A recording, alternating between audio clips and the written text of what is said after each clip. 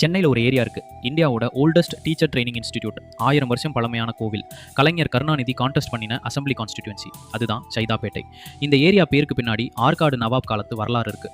Zayed Khan, Zayed Shah அப்படிங்கிற ஒரு நவாப் அதிகாரியோட பேரில் தான் இது உருவானதுன்னு சொல்லப்படுது. சயீத் பெட்டை அப்படிங்கிறது தான் மருவி காலப்போக்கில் சைதாப்பேட்டை ஆகிடுச்சு. நவாப் படைகள் தங்குற இடமா இது இருந்ததாகவும், அந்த காலகட்டத்தில் இது ஒரு முக்கியமான வணிக மையமாக இருந்ததாகவும் வரலாறு சொல்லுது. பிரிட்டிஷ் காலத்தில் சைதாப்பேட்டை ஒரு தனி டிஸ்ட்ரிக்ட் ஹெட் குவார்ட்டர்ஸ்வே இருந்ததுன்னா நம்புவீங்களா? செங்கல்பட்டு ஜில்லாவோட தலைமையிடமாக கொஞ்ச காலம் இருந்தது. 1945-46 தான் சைதாப்பேட்டை மெட்ராஸ் சிட்டியில் இன்க்ளூட் ஆச்சு. இங்கே இருக்கிற மறைமலை அடிகள் பிரிட்ஜ், பழைய பெயர் மர்மலோங் பிரிட்ஜ், சென்னையோட மிக பழமையான பாலங்களில் ஒன்று. 1726 கோஜா பெட்ருஸ் உஸ்கான் என்ற ஆர்மேனிய வணிகர் சொந்த செலவில் கட்டி கொடுத்த பாலம் இது. அந்த பிரிட்டிஷ் காலத்து ஆர்ச் இன்னைக்கும் லிட்டில் மவுண்ட் பக்கத்தில் வரலாற்று சாட்சியாக நிற்குது.